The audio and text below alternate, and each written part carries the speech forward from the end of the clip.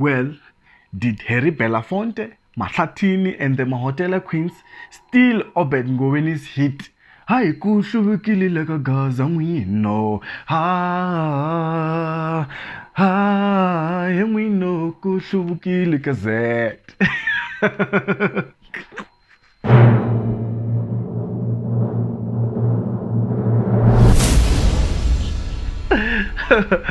Okay guys, welcome back to another episode of Nkanelwa Gingirkan. My name is Mandlele Gere Gingirkan Wakamashava. Thank you very much for joining me on Nkanelwa Gingirkan. If you are new to the channel, please make sure that you subscribe to the channel, hit the subscribe button and also that notification bell to make sure that whenever we do our videos, you are not left behind. Don't be left behind. So we have a question today. The question we're asking is, did Harry Belafonte, Mahlathini and the Mahotela Queens steal Obet Ngobeni's song? But who is Obet Ngobeni? Well, Obet Ngobeni and Kurula sisters are amongst the originators of the Shangaan disco of that time. That genre helped a lot in shaping the South African bubblegum sound of the 80s. You know, they were known for that hit Kuhlubukile ka Gaza or Kazet, you know. But was that song ever stolen? Or was it used without permission? Because when I remember very well, when I was young growing up in Giyani, there was always one song that was playing in the streets. It's either in the taxis or in the taverns, or the neighbors were playing the song with that loud gramophone. You know, they'll take out the speakers and make noise. That song will be reverberating throughout the village.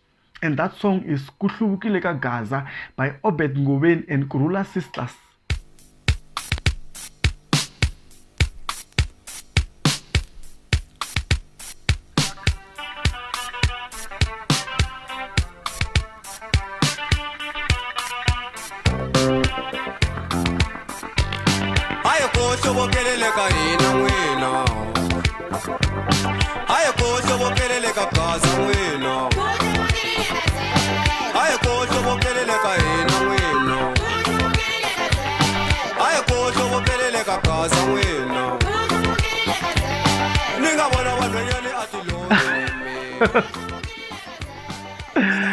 I know I may have invoked some emotions out there, reminding you of the good old days, you know, out in Gazankulu. But where is Gazankulu, guys? Guys, you remember there was this guy, Transkei, Bophuthatswana, Transvaal. You know, we also had Gazankulu and Venda as well.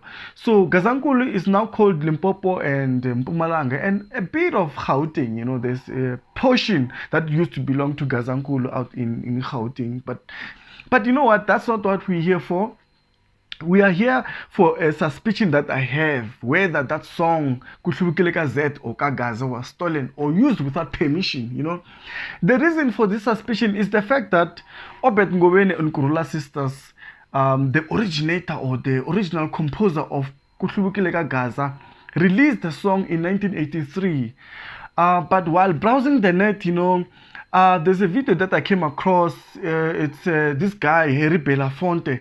I see him singing and touring the world, singing this song already in 1987. That was like 4 years after the original song was released, you know.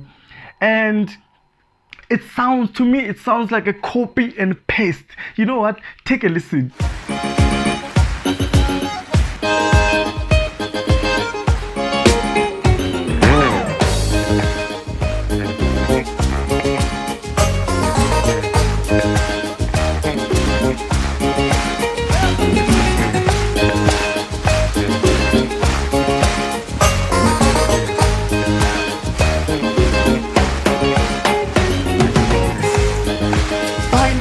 The card is quick.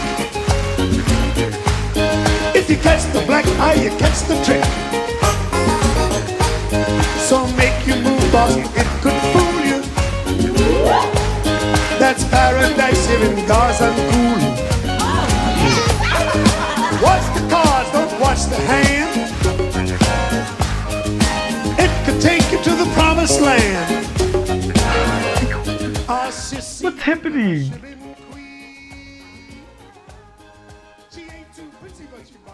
Haribo, did they just mess up someone's song here? You know, destroying this old-time Tsonga classic like that. You know, I don't understand, you know. But hey, after watching that video, what do you think? Do you think that song was stolen or it was used with permission? Because I know that if a song is older than 50 years old, I know it falls under folk songs or folk music, so anyone can use it, you know. But I still believe that even if it's over 50 years old, if you use someone's song, you still need permission from the composer if they are still alive. That's how I know it. But Belafonte was already performing this song 4 years after the original version was released. Did he get permission? I mean, was Obet Ngobeni that stupid that he could give a hit like that to someone else to sing? I doubt. I really, really doubt. So I don't know. What do you guys think? What do you guys think, guys? And well, if you thought it ends there, it only gets worse. Because in 1988, West Nkosi, the producer, took that song and then remade it. They included it in Mahlathini and the Mahotela Queen's album that was released in 1988 out in France. That album used to be called Paris to Soweto, if I'm not mistaken, and they called that song ZET. And it looks like that is a version that everyone knows. You know what? But let's not waste time. Let's take a listen to it.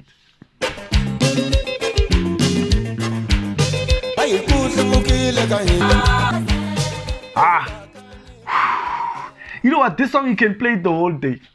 Well, I know that some of you, just like me, thought that song belonged to Mahlathini and the Mahotela Queens. Well, that's not the case. That song belonged to Obet Ngobeni. Obet Ngobeni and Kurula Sisters. That song was released in 1983. That was the first version. And people took it. So many people actually recorded this song, remixed this song without permission. I doubt they got permission. So the question is, did these people that I mentioned here steal this song or they got permission or not? That's the question I'm asking. If someone knows out there who has some information about this issue, please comment down below. Tell us, correct us, let us know what happened to this song, because you cannot have a song that released in 1983 and 4 years later or 3 years later already other artists who are not necessarily Tsonga speaking and are performing this song and making it as if it's their own song. You know, was that theft or not? That's the question we're having, because this song sounds the same. The beat is the same. If you look at what Belafonte did, he only changed lyrics and then called it Paradise in Gazankulu. Paradise in Gazankulu. Paradise in Gazankulu. Yes, the meaning is the same, because if you listen to the intro, it says, yes, there's development, there's change in Gazankulu, meaning that there's development in Gazankulu. Kuhlubukile kagaza. Kuhlubuka, it means development or improvement, you know. So, was this song stolen or not? But you know what? When Obet Ngobeni realized that people were taking his song, ZET, performing it, you know, re-recording it for themselves, making money with it, performing it live in different places, and then being famous with his work, you know, because if someone takes your work without their permission, that is stealing, you know. He went and teamed up with Peter Matiko. He was a producer of that time. He went and teamed up with Peter Matiko, producer, in 1988 to record part 2 of Kuhlubukile Kagaza, you know, and Till Sound Records, and he included it in his album, My Wife Bought a Taxi. You know what? Let's take a listen to it.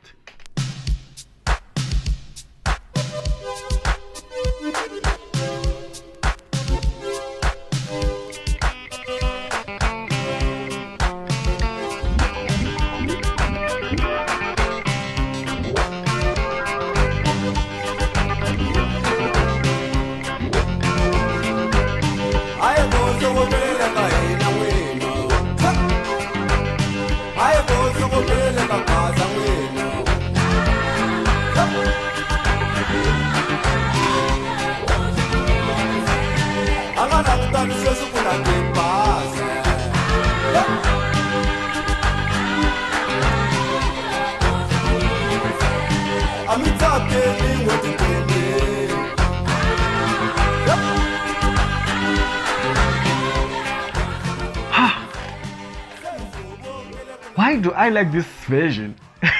I like number 2.